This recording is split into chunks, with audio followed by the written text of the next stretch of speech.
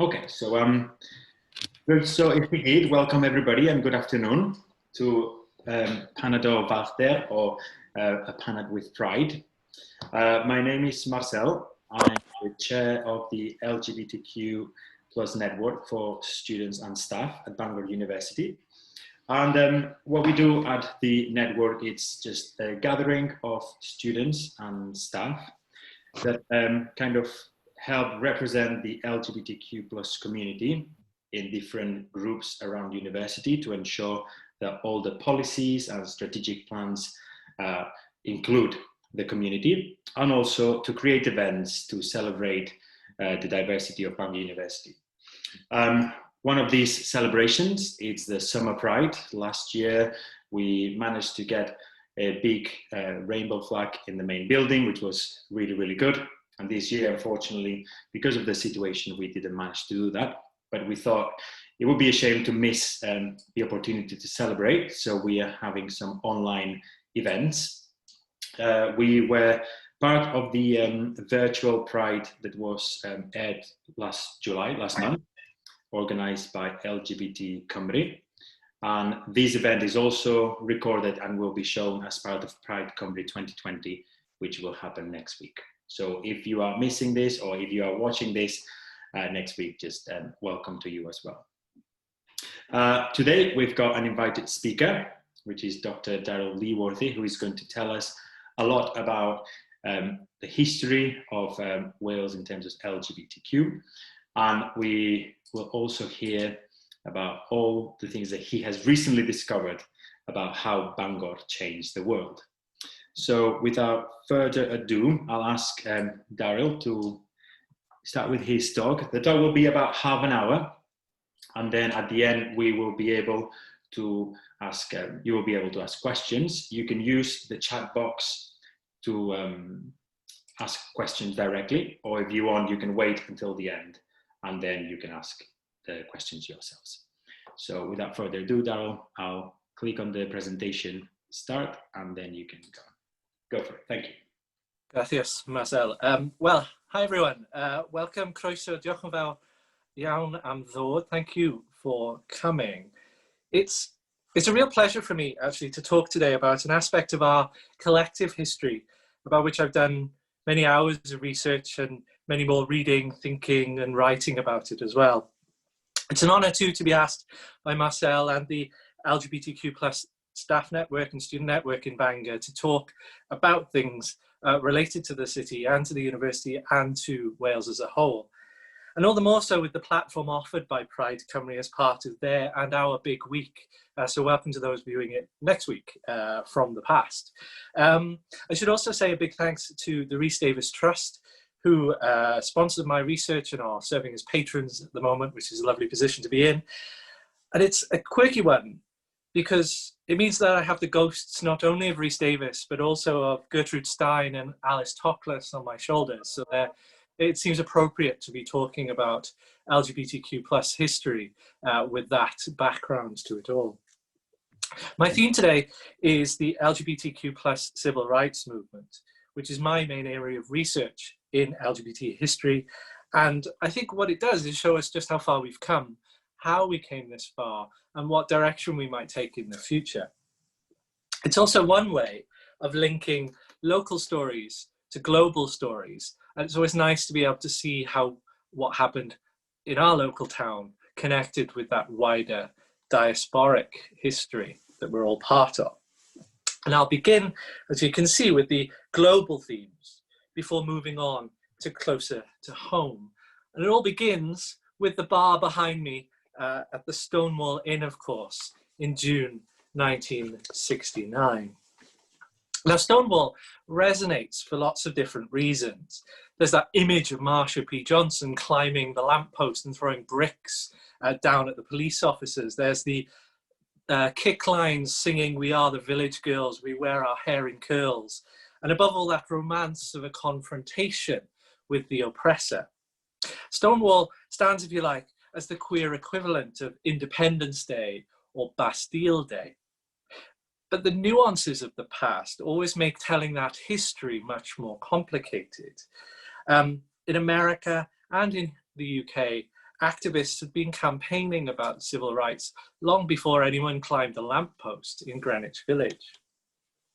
There'd been other confrontations too in San Francisco, Philadelphia, and Los Angeles, but these failed to grab the headlines either then or now. We don't really know much about them over here. And so as the historian Eric Marcus, creator of that wonderful Making Gay History podcast, has observed, Stonewall wasn't the first time that gay people fought back against police oppression, or even the second or third time.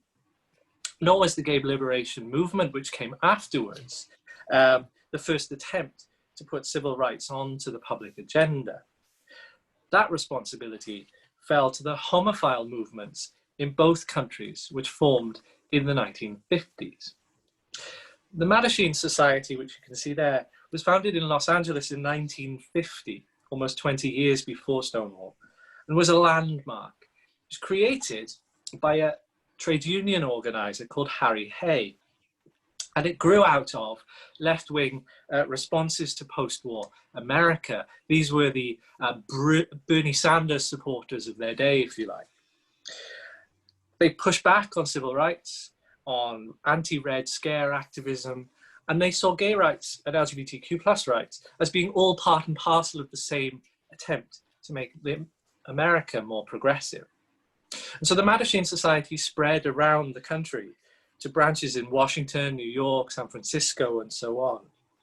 And they had four main aims: to unify queer people, to educate everyone, to make queer people more socially aware, and to fight against oppression, very similar to later on. The Society's activities developed such that they produced magazines in the 50s and 60s, and later they had more direct forms of protest, such as the sit-in, which you see in the photograph on the right there. These were often activities inspired by the African American civil rights movement. That has always been the case. So the sit-in in bars in New York followed the sit-ins at lunch counters, and of course the bus protests that we're more familiar with that took place across the American South as part of the civil rights movement in the 50s and 60s. But notice they're all wearing suits. You don't find many people in Pride these days wearing a three-piece suit and a tie and a shirt. And that's all because they were supposed to be projecting an image of respectability, that if you wanted society to take you seriously, you had to be respectable. And of course, it wasn't just men who organised, women did too. And here you have the delightfully named Daughters of Bilitis, who were formed in Los Angeles in San Francisco, in 1955. And they were an alternative to going to lesbian bars, which were often raided by police and therefore weren't very safe. And so this was a way of being comfortable, talking about matters relating to sexuality and to gender, and to being part of a national movement again. The Daughters of Bilitis survived up until the time of Stonewall, but fell apart a little bit as the more radical women's liberation movement came along in the 70s. The two organizations worked together. They formed the Reminder Day pickets in Liberty Hall, outside Liberty Hall in Philadelphia, which ran from 1965 to 1969.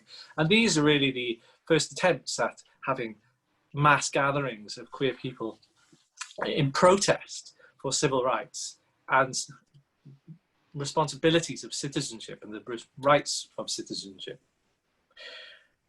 They crossed over, incidentally, with Stonewall. So there was a Reminder Day picket in 1969, but there was not one in 1970 when they tried something different. You'll notice the suits have all gone. Now this looks more like a pride protest that we're more familiar with. It has that more informal, self-expressive character, and that's the distinction. Gone is this idea of trying to be this respectable, suited presentation. Now you can express yourself, have pride in who you are, and that's the distinction. That's what we now celebrate 50 years on.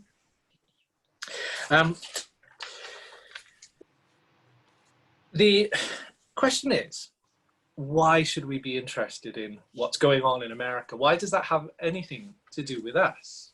Well, the truth is, as always, the history of America and the history of the UK intertwine on these matters. And this brings us to my second theme, which is the life and times of Tony Dyson. This brings us to Bangor. The story actually doesn't begin in Bangor. As often is the case, it begins somewhere else. And in this case, it begins in Paddington in London. The house, 53 Warlock Road, it's the one next to the light blue coloured house, was the childhood home of Anthony Edward Dyson, known to most people as Tony. The house has no blue plaque. It doesn't even have a rainbow plaque on it. Nothing, therefore, to mark that this is such an important place. But it should. And it's because of this gentleman. Tony Dyson came to Bangor in 1955 as a lecturer in English. He'd thought about becoming a priest and then decided to run away to Bangor, which is a habit that we all have, I suspect. But he'd gone from Cambridge and London to this small part of North Wales where the culture and society was very different to what he was used to. Bangor was easily the smallest place he'd ever lived in. But it was timing that was key. 2 years after he arrived, the Wolfenden Committee released its report.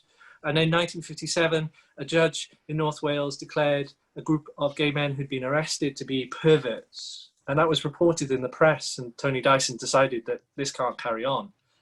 And so he took out a piece of paper with the college banner on the heading and began writing a letter. This letter is on the next slide.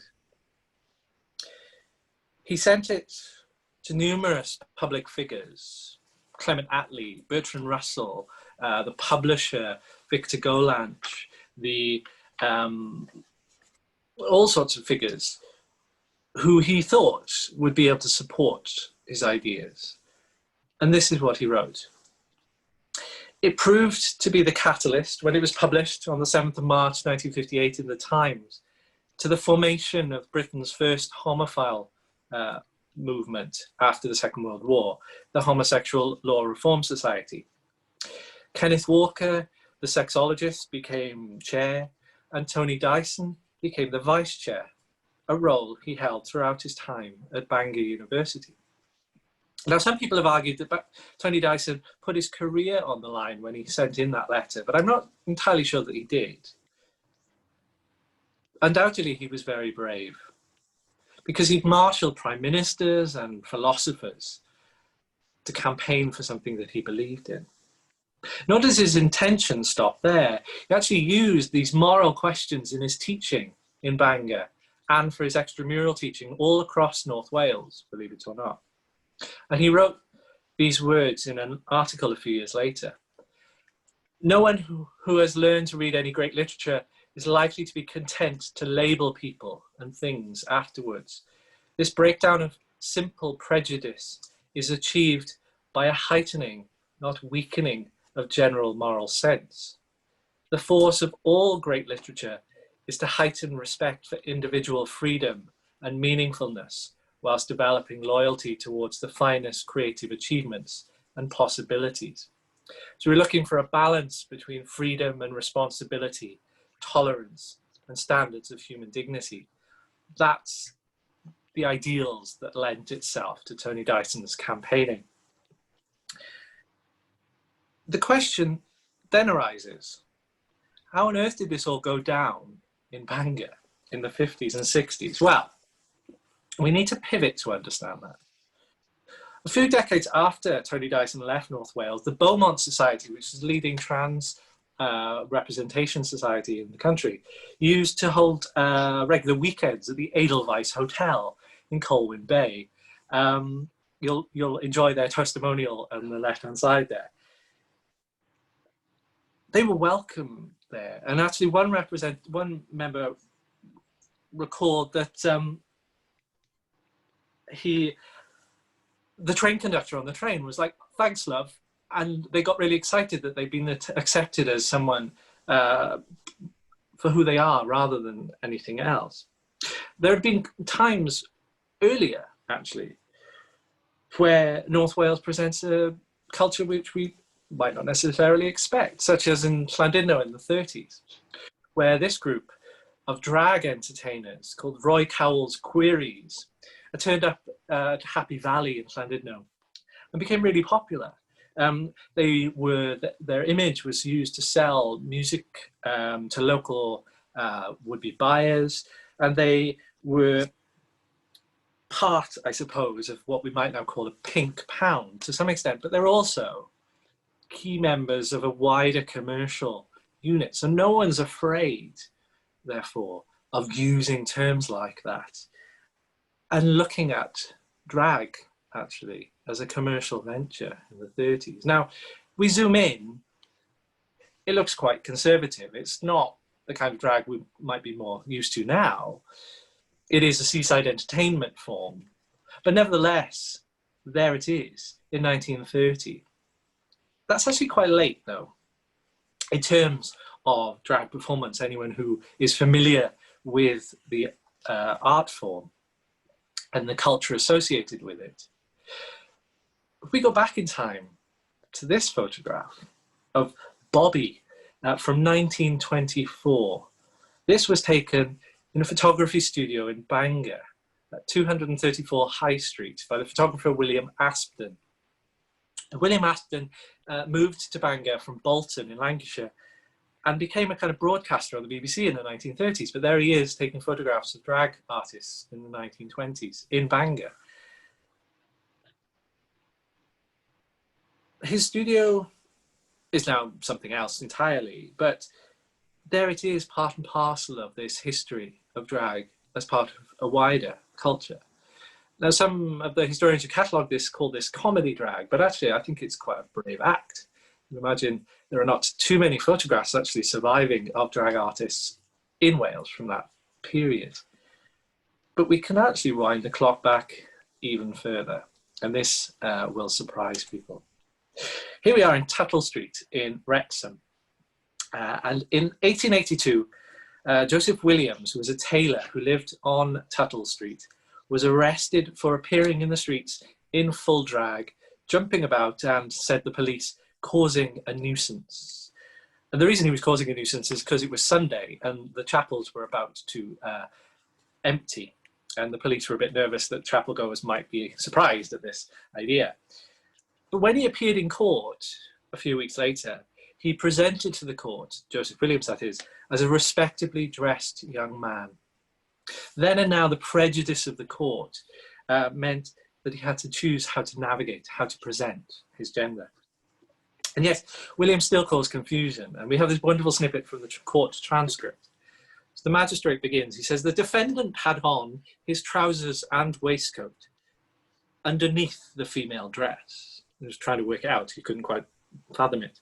The clerk then intervenes and says, you could see his trousers down below? Oh, no. And then the person who's made the complaint against Joseph Williams says, no. His skirt was dragging after him as he was tracking down Tuttle Street in Wrexham. Some of that is a humorous side of these responses to gender nonconformity and to gender presentation, but it was all clearly policed. And this is why those rights movements emerged. Which leads me finally to Wales and the idea of changing the world. Lots of the things that I've talked about so far, we've forgotten about, or we've not really been taught about. And it's partly down to the fact that the turbulence of the 60s, 70s, and 80s in particular have masked things that went on before that time. Yet if you look in the press, you find all the things you would expect to find. You'll find cases of sex in cars, in alleyways, in back streets, in public toilets. People cruised each other on promenades and on the pier. But they also faced public anxiety and this confrontation between a radical group, Gay Liberation Front, which incidentally celebrates its 50th anniversary this year in the UK, and their own anxieties. Are we happy to read that 5 homosexuals from the Gay Liberation Front have addressed pupils in a comprehensive school, complained one North Wales newspaper in 1973, and that more such lessons are planned? I haven't actually found out whether the lessons actually took place or not yet. Only a few years earlier, however, a queer bashing case in Llandudno had revolved on the usual gay panic defense. The assailant telling the judge that he'd been discomforted because a known homosexual spoke to him in a public bar. We expect these things to take place, but it's never comfortable when we read them taking place in places we know. But even in the 70s, people were not quite sure about gay liberation as a whole. Michael Johnson, who was a lecturer in German at Bangor University at that time, and he was a local figure in the Gwynedd branch of the Campaign for Homosexual Equality, one of the earlier homophile movements, and in North Wales Friend, which is the advice line service, rejected the ideals of gay liberation. When he stood as a Conservative candidate for Conwy Council in 1979, or rather tried to, he told voters, and this is in the newspaper, gay liberation was a term which can only be applied to extremist movements on the left. He insisted that he was a conservative and respectable. There's that term come back. Not that it really mattered, because Conwy Conservative Party were not really comfortable with the idea of a queer councillor in the first place, and so he was forced to withdraw after a month. And some of his opponents came along and said, well, what would the Tories have the nation do with homosexuals? Lock them up in an institution and pretend that they are not there? I mean, if you asked a few these days, they might even give you that answer too. The reality, of course, is that in the 70s, North Wales and South Wales had begun to develop a landscape of pubs and clubs familiar in tone to us today, if not an exact location. North Wales Friend, the local equivalent of Switchboard, had launched in 1977 because there was an absence of advice and support from other services. Lesbian Line followed a couple of years later when they realised that actually women deserved even more specialised support in their advice. And the HIV/AIDS advice lines followed in suit. Now, I tell you all of these things because it complicates the timeline and the history and the picture that we have of where we've come from and how we've got to where we are today. The timeline stretches back into the past much further than we realise.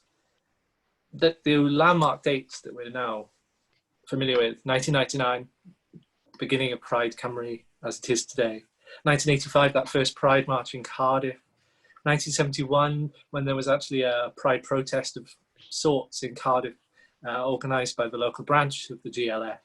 These are staging posts or way markers of our story, but it's longer than that. So why is it then that we've lost sight of those things? On this, we can speculate, and this is where I want to bring my concluding remarks to. It goes back to that original motivation, to think about Bangor as a place which changed the world and made it a little bit more rainbow. Now, Tony Dyson could have gone to a lecturing job at any other institution. He had a double first from Cambridge. He could have walked into most posts at that time. And yet he chose to come to Bangor. And he came to Bangor at just the right moment.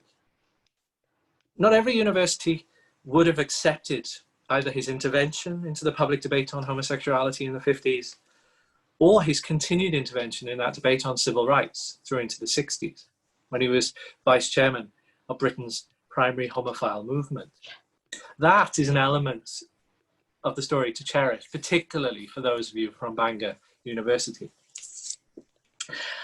And it helps to extend Wales's contribution to the transformation of civil rights in Britain as a whole. That we were there at the beginning, which is always a nice thing to say. Moreover, Tony Dyson's ongoing work reminds us that the liberation with its confrontations and its informality is much more exciting than perhaps some of the earlier parts of our story are. Those parts are part of the totality of that history, and we need to kind of reconcile them to our understanding. It also shows that what happened in Britain in the 50s and 60s ran in parallel with events in America, rather than were informed by events in America. And that's important too. It means that we can take part in that conversation as part of a global story. There is more that I can say about Tony Dyson and about his fascinating relationships with poets like Tom Gunn, who became the kind of poet laureate of queer experience in the 1980s, and more closely to home to R.S. Thomas, who you would have thought would be a curmudgeonly old man and not therefore interested in some of the things that Tony Dyson was interested in. And yet they came together on this question of Christian faith. And that's an aspect that is easily ignored, I think. In the end, I suppose I'll come to this point, that we are, as a group, possessed of a rich and endlessly fascinating collective history. And if we know the world that we've won because we continue to live in it, as Jeffrey Weeks has said, the question is to educate ourselves about how we got to this point and where we might take our story in the future. And that's always what interests me, and that's part of the reason for becoming a historian of these things. And who knows, perhaps one day, even in the archives in that college on the hill that we see behind us, we may find the document that says that in a certain year, a kickline formed in the high street and sang, "We are the Bangor girls, we wear our hair in curls, we wear our dungarees above our Nelly knees." And if not, perhaps one day someone will make it so. Diolch yn fawr iawn I chi gyd. Thank you.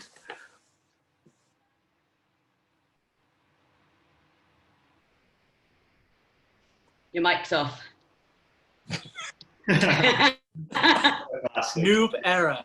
I was thinking everything was perfectly fine. Yeah, so thank you so much, Daryl, for your presentation. What I'm going to do now is I'll stop sharing your presentation, if that's okay. So everybody can see. There you go. Everybody can see everybody. And then if anyone would like to ask any questions, you can either use the chat option, or you can ask to unmute or wave at me, or I'm not entirely sure how these work. But if you can just type in there, then Daryl can answer your questions. So I'll give a few seconds in case people want to start asking. Daryl, can I ask a question? By all means, go for it. Thank you very much again. I enjoyed your talk that you gave last time, and it's really good to kind of hear some other parts of the story. I just wondered what you'd learned since writing the book about kind of North Wales. Have you learned anything more about? Yeah, I think there's, the thing that I've learned about it is that there's a different rhythm to what, as anyone who lives in that part of the world knows, there is a different rhythm to it. But there's also these similarities, which makes that story much more compelling in some ways. What was it like for Tony Dyson? What was it actually like for those men who were in that court case, which then prompted him to act, you know, at that time? What was it like for the women who organised those early lesbian support groups? And what was it like for those trans visitors who were told, off you go to a hotel in North Wales, and like, sure, we should be going to that part of the world, just because that prejudice exists where people are unfamiliar. They think of rural areas, particularly seasides, being more conservative and therefore not as tolerant. That's been the eye-opening thing, researching more and more about what was going on up in North Wales, and particularly in Bangor and the region around it, coming to an understanding which is almost made me want to go back to the book and rewrite some of it, and to try and balance the more readily accessible histories for Cardiff and Swansea with this other reality, which is life in Northwest Wales. And there's this bit of it that I left out of the talk, but because I don't really have enough evidence for it as yet, but it prompts me to think about it a lot, which is, there you have the main trunk road linking the port in Holyhead to Dublin and going along through to England with the trucks and things like that. Now we know in America that truckers are a big part of this story, and yet look in British histories and Irish histories to a lesser extent, they're not really part of the story. And yet it strikes me they must be. there's this big long road, and you've been on the road for hours. Surely there's part of the story there. And importantly, in America, it's not just male truckers, it's women as well. And that's really a nice way of thinking about the relationships between class, work, place, and cultural expectations that people have. So hopefully at some point there'll be a second edition, and I'll be able to beef up the North Wales elements of this. Or, and this is where I'm coming at it now, is that there's a book about North Wales as a discrete area, and it deserves that sort of idiosyncratic history to be told on its own terms. And I think that's really where I'm coming at it now. And that's what I've learned, really, from engaging with you guys up north and talking about these things and hearing your own perspectives on how it relates to your own lives now, and then thinking about how the present connects to the past and joining up those dots. So it's almost turning me into a North Wales historian, which most people will be surprised at. That's great. That's great. Since listening to your talk last time and reading the book, just speaking to people in the community, there is so many stories that seem to kind of come out of that, and that need to be told. And whether that's in the book or whether that's kind of by presenting that in the community at some point in the future, it just I think it's kind of lighted a spark to a lot of people. So thank you very much. Oh, thanks, Yard. Can I ask a question if that's okay? If you can hear me? Yeah, we can. First of all, thank you very much for a great talk. Great to connect to things like this when we don't have physical pride and things of that nature.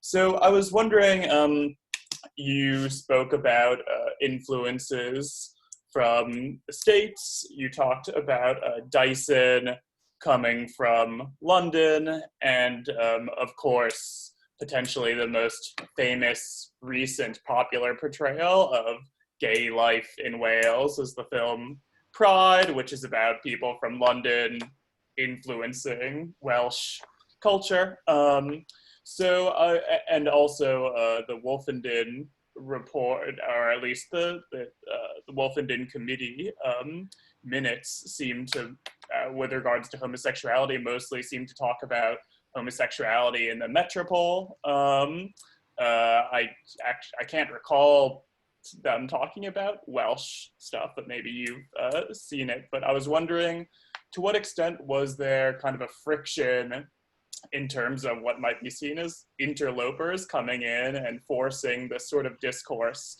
upon people who, you know, might have had their own traditions with regards to same-sex desire, but didn't really you know, interpret it through the lens that these social movements were doing, or that the Wolfenden report was doing. So to what extent was there a friction in terms of these maybe external forces coming into Wales and telling them how same-sex desire should be interpreted and what the laws should be, things of that nature? Yeah, thanks, Jacob. The Wolfenden Committee material is really interesting because the main deliverer of evidence was the Chief Constable of Glamorgan, but he was appearing on behalf of the Association of Chief Constables, so he wasn't really delivering any Welsh material. The conflict which we see on the screen in Pride, in the film, is somewhat manufactured in that sense, in that they didn't really, when they came to London, from London to Onllwyn, they weren't, and the wider community, so they weren't really meeting with the miners per se. They were meeting with the women's committee, and that is always a smoother relationship, as often we find in the way these community groups engage. But the reality is that the London LGSM weren't the only ones that were engaged. There was a group from Southampton that came to the colliery and community around Abercynon near Pontypridd in the south as well. And there were other sort of local groups collecting in Cardiff and Swansea and going into the valleys and providing that support. So those things were really, the quirk of 1984-5 is they needed the money to be able to live. And so they were willing to kind of, if they had any qualms, set them aside there. So I think that's the idiosyncratic nature of that moment. But with Dyson and others, where they're coming in, they're having these conversations, and much like Todd was saying in his question there and his observations, is that we've had these thoughts, but no one's really talked to us about them. This is new for us. This is quite exciting. And that's something we often forget, is that everybody knew someone, because you can't really not know somebody. And therefore you have to come to terms with the kind of working class live and let live. That's really a prevailing wind. There's a character in the book called Tom Davis, and he becomes a drag artist for the Folies Bergère in the 20s and 30s, and he's brilliant. His dad is a chapel minister, and you think of all these things, the chapel minister would be the one who might be conservative and problematic, and find it a little uncomfortable that his young son, who's the only son he's got left, his older son died, is the one who likes dressing up his sister's clothes and insists that whenever they bought anything new that he tries it on first. But he wasn't. All he was mostly afraid was the fact that his son might go drinking a lot and therefore get caught up in that alcoholic lifestyle, chapel ministers and temperance being the key there. So I think the direct answer to the question, Jacob, is that a lot of the things that we concern ourselves with now are anxieties that we are projecting backwards sometimes, because we expect that to be the case, because to some extent it is the case now. So many of us move to bigger cities. We move from small places, provincial towns, whatever, to metropolitan areas. And we know that that's true in America as it is in Britain as well. And therefore, when we look back, we think, oh, we must leave it. We must leave some of that culture behind. And if we go home, we must leave some of the culture we have developed in the metropolitan areas behind there and present in different ways. The reality is, as talking to the guys from and gals from LGSM, they said, well, actually, we just were able to get along and it was fine. And we were all a bit nervous the first time we went, but actually we discovered that we had more in common than we didn't. And we were able to set aside some of our anxieties. Whereas the people who were writing letters into the press in London from areas of working class areas of the country going, you can't deal with the minors. They used to be the people who kicked our heads in when we were in school. They weren't going home. And so therefore they didn't have that conversation. They didn't have that discussion. And so the anxiety was built up in their heads about it.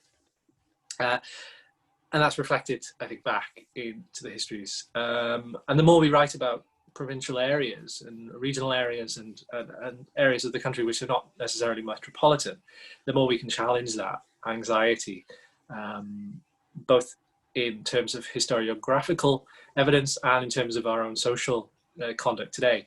That actually, you know, we have more in common than we don't in the past and the present.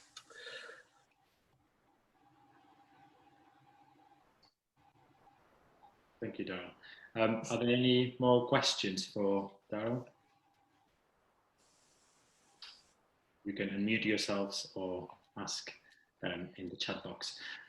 Whilst you think about it, I've got a question for you, and this it is quite surprising, or might be surprising for some, that when you hear about the LGBTQ+ history of Wales, you expect to hear about the ladies of Llangollen or the Marquis of Anglesey, because they're kind of like the rich and famous. And you, in your book, you kind of focus on the not rich and famous, and as you said, the truckers or the migrants or minors, teachers, etc. But that must come with a big challenge as a researcher, because obviously there's less. How do you research on that? Because the rich and famous usually go on books, but not the people kind of behind scenes. Yeah, this is partly why the book is more focused on South Wales than the North, not just because of distance in terms of reaching archives, but because the archives in Cardiff contain photographic material, which has been really useful. The danger lies in the fact that the best source for the early 20th century and late 19th century are police records and court records. So we get an unfortunate image, therefore, of people who are put in positions that they didn't deserve to be put in. But because of wider habits and wider hostilities, so for instance, the police in Cardiff were very hostile towards migrants, you therefore start to pick out the diversity of what we would now think of as a community. And so you do get not just local lads or local women who are cruising or whatever, you get the people that they picked up or were picked up by, who would come in off merchant vessels from the Middle East, from Africa, from America, and so on. And that's what enables you to write a history that looks like people like us, rather than looks like people who lived in big castles. And that's going to be a trouble sometimes. People are like, well, but the ladies of Llangollen are really important. Well, they are, but they're also not representative of very much. They don't represent the general population in their own time, let alone the very small percentage of people that we might be able to identify. And it's always going to be a smaller percentage than the real percentage of people who would fall under the umbrella of LGBTQ+ now. And that's as hard in the 20th century as it is in the 18th and 19th centuries. And so when people were first doing this, they did look at the rich and famous. They did look at the people who were easy to find, because that gave them something to talk about. But the more we look into the archives, the more that archives come through, the more that people realize that depositing their own materials is important, that their own life stories are important, the more we're able to tell those wider histories. If you think about it today, how would you tell the history of LGBTQ+ history in the 21st century? What sources would you look at? You might look at newspapers, might look at television and media, you might look, if you're really lucky, for a diary, but how many of us actually keep one? And how much of that diary is honest about the thoughts and feelings and things that we've been doing, as opposed to, oh, I went to the shops today, I did this, I did that. We don't have those stories for our own times, so we can't really expect them of the past, but you gain an instinct. So in those crime records, for instance, you start to get the names of people, and so you can start digging around there. You are then able to think about the language that newspapers used. They didn't ever use drag, they always used male or female impersonator, and you can put that in. Sometimes you'll find that those impersonators were married and had kids, and so therefore actually for them it is literally a job, but for other people they're not married and they don't have kids, they don't have those relationships. So we could start to think more broadly then and use our instincts. And actually, that's part of the reason why I think a lot of people who research these areas are themselves LGBTQ+ or fall into those categories, because the research they're doing relies on certain historiographical instinct that you kind of get a sense of what's going on. So I found people sending in adverts to look for roommates who are like, and the way they're composed is like, so-and-so has a bed and bathroom and would like to share it with another. You know, that sort of thing would be innocuous to anybody else, but you read it and you go, ah, okay, I see what they're looking for in those contexts. And it's because in later years you get Lonely Hearts ads in the 70s and 80s, and it's the same sort of thing, but people had to use the newspapers in different ways in the 1890s. And you just have to learn how to read those sources. And the next step is then to tell somebody else so that they can read them as well. And so the tips and tricks are kind of in the book as well. Nice, thank you. Are there any more questions for Marcel? Could I ask a question? Yes, of course. Yeah, Daryl, it's Jenny Ann from the Unique Transgender Network in North Wales, and I was interested in your comments about what we might call the concept parties in Llandudno. I don't know if you were aware there was also a cross-dressing football team in Llandudno, mainly composed of the hotel staff, who were often gay people. And right along the coastal strip of North Wales, nearly all the theatres had concert parties or female impersonators. And where I live in Rhyl, the local team were so successful, they bought the theatre and performed for something like 20 or 30 years.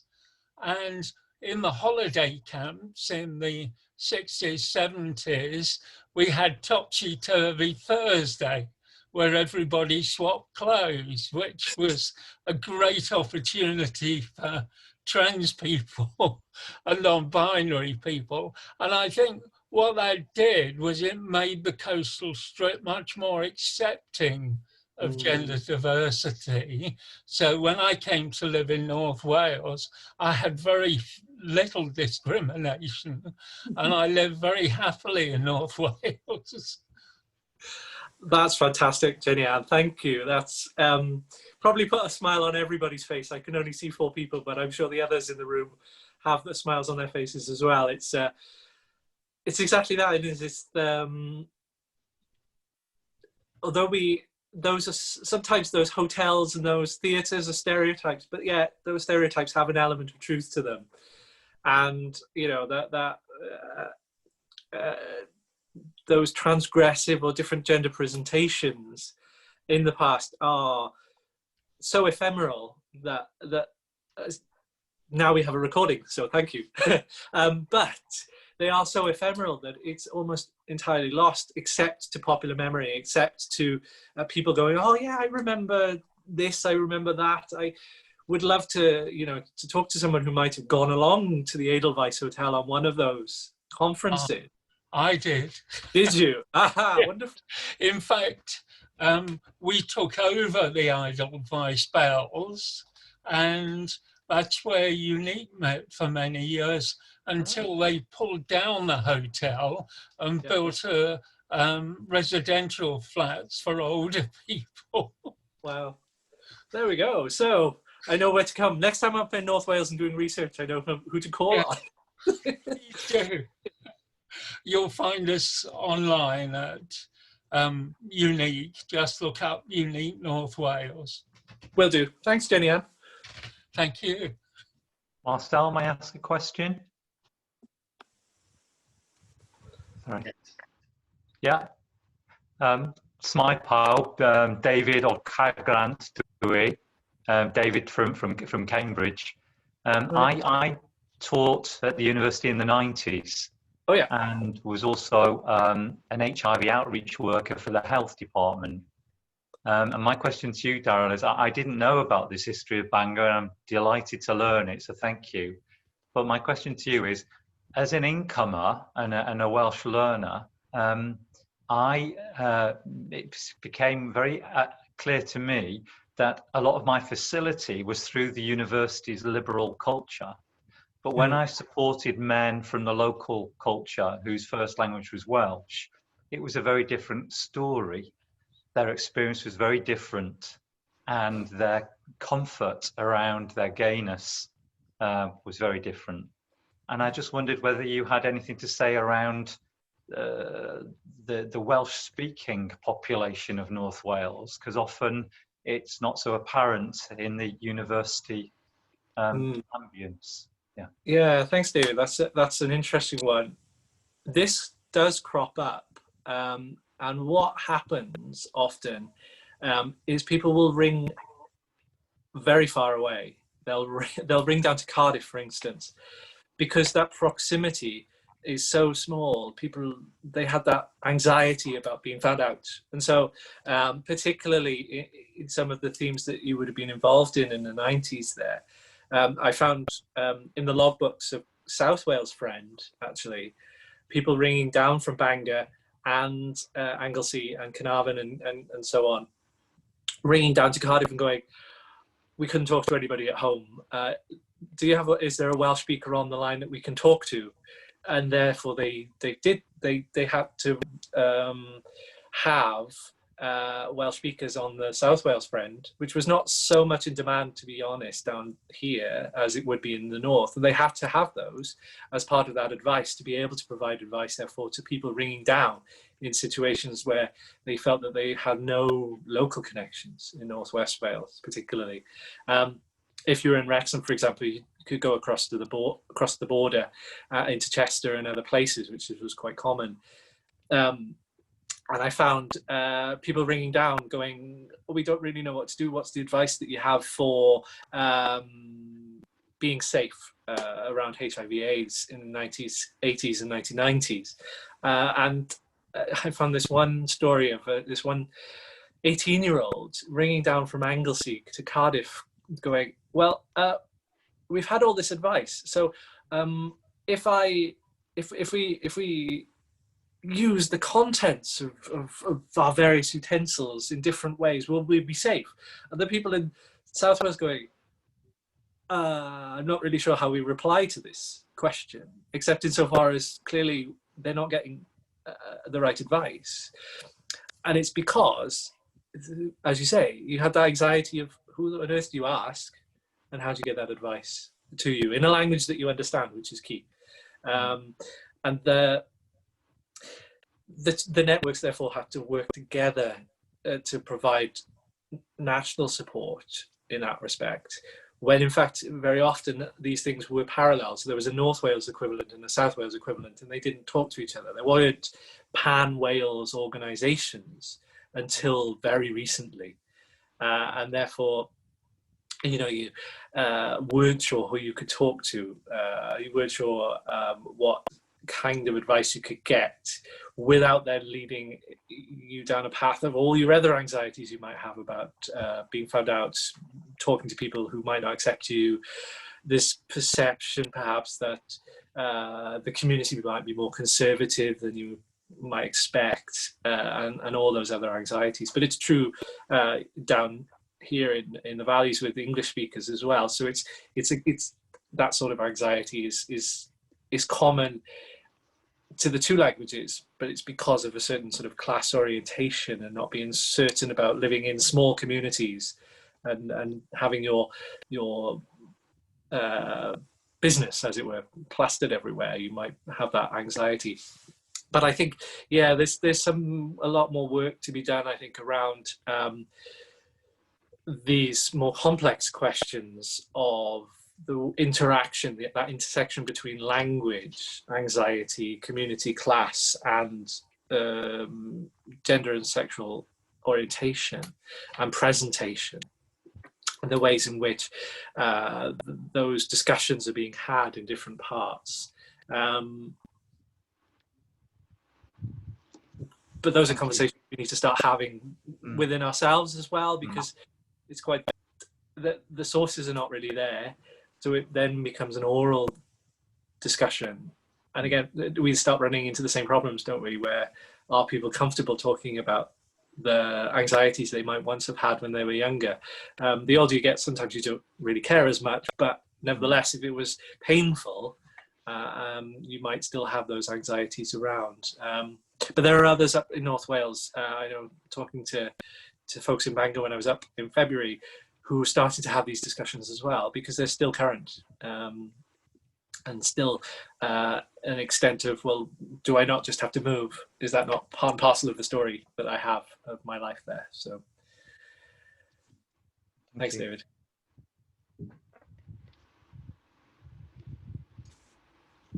Thanks, David. Can we ask a quick one? Yeah, we've got time for one more question. Yeah. Can I?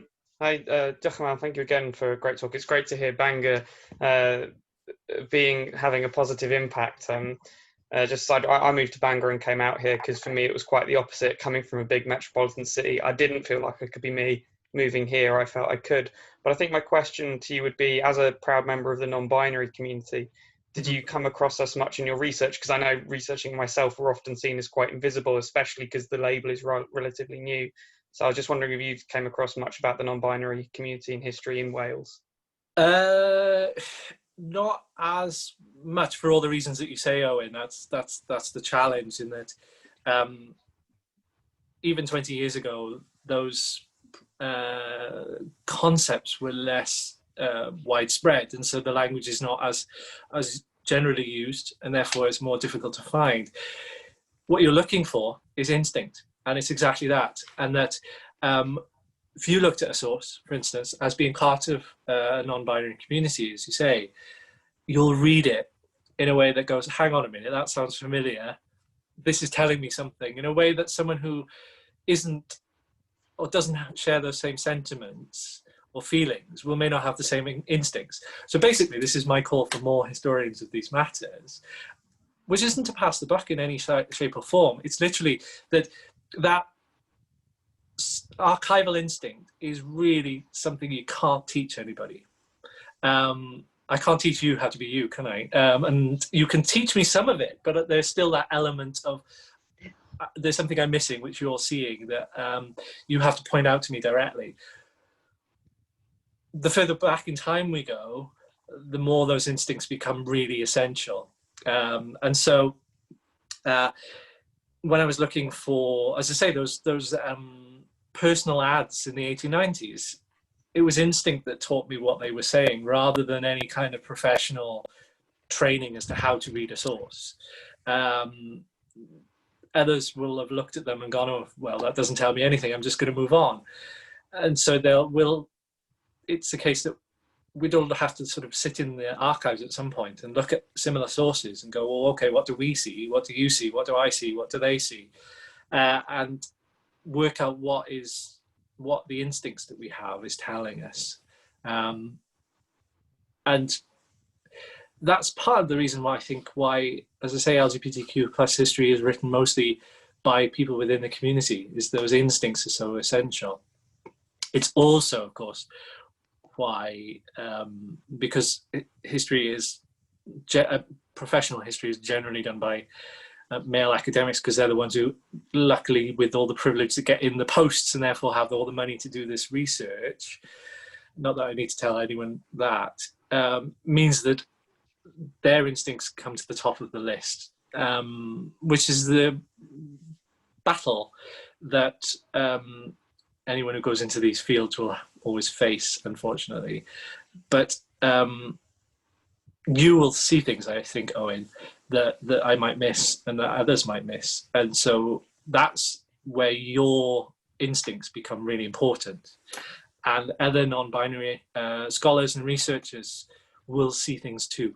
And that's where it becomes really important. I think the really fascinating work, for instance, on trans history has come out because people within the trans community are looking at the sources and going, hang on, how on earth did you miss this?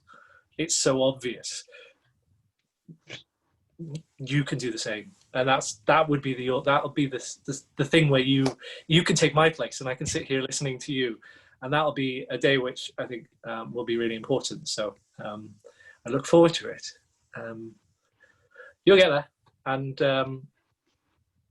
hopefully you'll be able to correct some of the things that I've missed at some point as well, which would be cool. Nice. Thank you. Tide wanted to just ask one more question. So I think... Yeah, it was just a kind of thought, really. It was I wonder what a historian looking back at now and looking what support there is for LGBT people in rural Wales, what they would think, kind of, because listening to your book, reading your book, seeing how much support, when I say support groups that there was for LGBT people, and living in North Wales now, knowing that there's little to none. And I wondered, will they think that we've got to the stage where everything's fine, or will they kind of think to themselves, actually, why is there still not those groups about to be challenging some of the issues that we all come across in North Wales? Yeah, I find that as well. Yeah, this is where the North and the valleys come together, and that I look at the past and I go, crikey Moses, there were GLF branches in Bangor and in Aberystwyth and in Merthyr Tydfil, and I wonder how on earth we never knew about those and they disappeared. Obviously, GLF was very short-lived. It kind of dissipated everywhere, and within a couple of years, it became something else. But nevertheless, those instincts were there in the early 70s in every place, and then went. What was David was saying earlier, it was a university connection, really, but the fact that there was one in Merthyr suggests that it doesn't have to be. What it shows is that as things become more and more acceptable, and the legal position is much more calm, if you like, that's a word of calm at the moment, everything becomes very similar. Like this is the life that you lead if you are part of this community. And yet, when it wasn't, when the legal situation was different, people were like, well, no, we're where we are. We've got to deal with things on our own terms here. That's why the rural question was more prominent, perhaps. If you didn't organise, there was nothing. Whereas now, people's like, oh yeah, you just log online and it's all there, and yeah, it might just tell you what's going on in Paddington or Soho or in Cardiff, if you're lucky. And that's what we're kind of missing as things become more and more open and more legally balanced. We lose some of that oppressive force, which is what creates the opposite reaction, that Newtonian idea that if you have a force of oppression, you have to have a force pushing back against it. And that has a reiteration in every community. And those in rural areas, or quasi-rural areas like Bangor, which has got that kind of sort of urban centre, they felt it necessary to push back. And that was really important. And it's retreated to some extent, hasn't it, to the university campus now. Yeah. So university organisation is really strong amongst students and staff, as we've seen today. But step out into the rural areas, if you went to Blaenau Ffestiniog, for instance, it would be very much lacking, I would think. Yeah. And I think that's where the frustration lies, I think, because we set up a social group in January for North Wales LGBT people. And one of the things that we've found is that kind of people want to connect, they want to come offline, and there's still that willingness to push back because services don't meet the needs of LGBT people, but there's not the group to come together to there isn't the group at the moment to come together to kind of push that forwards. But I suppose that kind of means that some of us have to start something new, really, again. Yeah, it falls to us, generation after each generation. It falls to some of us to take it on, either as to write a story or to be the activist that someone else will in the future write the story about. Yeah. And the other element of this is why they organised as CHE Gwynedd. This is why they organised as North Wales this or North Wales that, because they realised that if they just focused on the university town, and there was only one in North Wales at that time in the 60s, they would have only reached what they would have expected to be the more liberal parts of the population in the first place. Now, that doesn't always pan out. Students are not always the most liberal people on the planet, but that was the expectation, that university students would be more open. But they organised on regional levels and said, no, we have to organise because there are more people out there that we're going to miss if we only focus on an urban centre. And maybe that's the way around it, is to go and flip it on its head and say, well, actually, the urban centre is going to look after itself. It's the rural areas that we need to focus on. There was, incidentally, the Gay Rural Aid Information Network, GRAIN, in the 70s. And its headquarters, believe it or not, was in North Wales, in Colwyn Bay. They tried to do exactly this. But they were a national network, so they dealt with the whole of the UK. Perhaps some of the lessons of them is to come back and go, well, actually, there are many ways of living, and this is something that people always struggle with as well, that there are many ways to be LGBTQ+. It doesn't just have to be one form. Yeah. And actually, you can exist in however you like, wherever you happen to live, And there are plenty of people who are living in similar circumstances to you who would love a conversation. As you know, setting up the network, people want those conversations. But it's taking that chance, isn't it? It's taking that risk that you might only be talking to the people you know. But that's something rather than nothing. And it'll grow because I think people want it to be there as well. Thank you. No, anytime, John. Thank you so much, Daryl. And Tide as well, one of the issues that we keep having in our network meetings is how do we kind of include that community as well, not just keep it within the university. And I think examples like the talk today really show how much kind of room there is for improvement, and the fact that we've got here staff, students, people from the local community. And I think that's something that's really worth exploring. But we've only been in here for a year now. So I think as time goes by, we can organize and do more things together, definitely. A few people have asked how do we contact or how do we know about these events? We've got a website at the university. I'll just put it there on the chat, and the video recording of this session will be available there as well. So Teresa, you were asking, and a couple have asked as well, whether this will be available. Because this is part as well of Pride Cymru 2020, which is going to happen next week. We will wait for a week to put it in our website, but then after that, the video will be available.